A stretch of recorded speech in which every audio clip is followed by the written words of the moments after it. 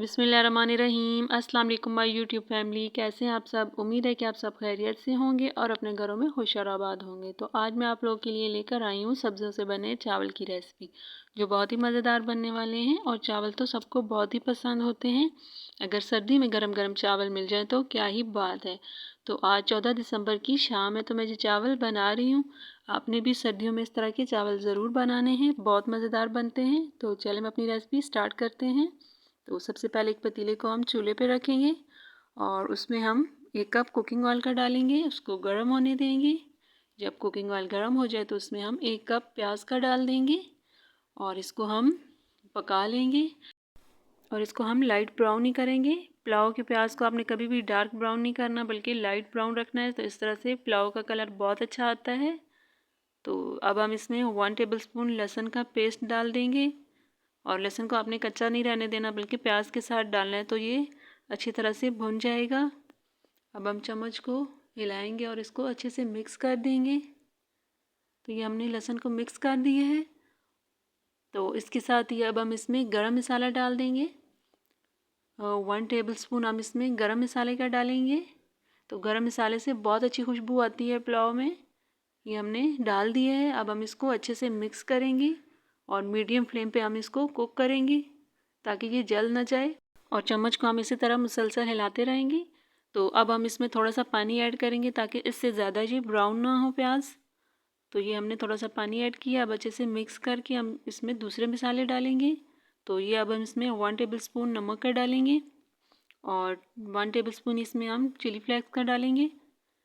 तो 2 टेबलस्पून इसमें खुश्क धनिया पाउडर और 1 टेबलस्पून लाल मिर्च का पाउडर डाल देंगे। और ये हमने लाल मिर्च का पाउडर डाल दिया है।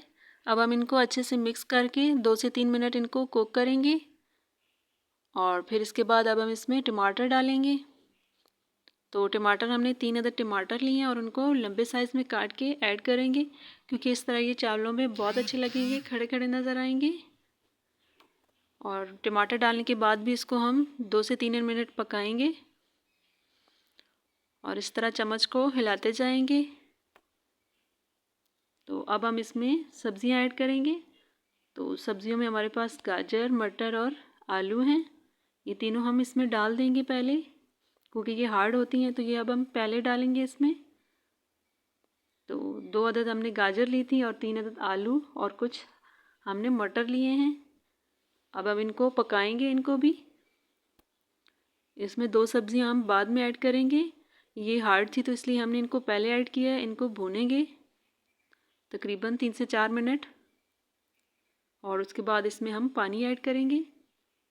इसी तरह हम चम्मच को हिलाते जाएंगे।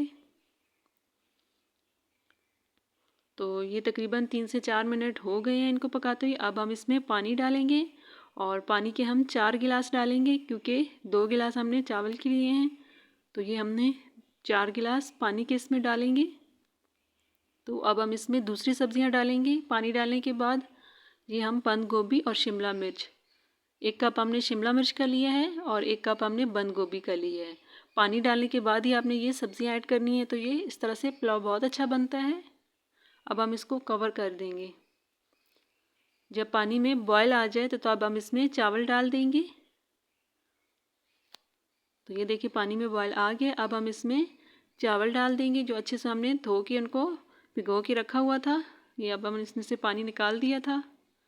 ये देखिए हमने सारे चावल इसमें डाल दिए हैं और इनको अब मिक्स करेंगे। मिक्स करने के बाद इसमें हम साबुत हरी मिर्चें डाल देंगे और फिर इनको मिक्स करके हम कवर कर देंगे। अब हम इनको मीडियम फ्लेम पे पकाएंगे। तो अब हम कुछ टाइम के बाद देखेंगे। तो ये देखिए अभी इसमें पानी है। तो अब हम इसको हल्का सा मिक्स करके फिर कवर कर देंगे और फिर हम इसको चेक करेंगे। तो ये देखें ये पानी सारा खुश्क हो गया है। तो ये हमारे चावल तैयार हो गए। तो अब मैं आपको इसकी फ़ाइनल लुक दिखाती हूँ। ये देखिए सब्जियों वाले चावल माशाल्लाह से बहुत ज़बरदस्त बने हैं और इनको बनाना भी बहुत आसान है और इसका बहुत ही ज़बरदस्त टेस्ट है।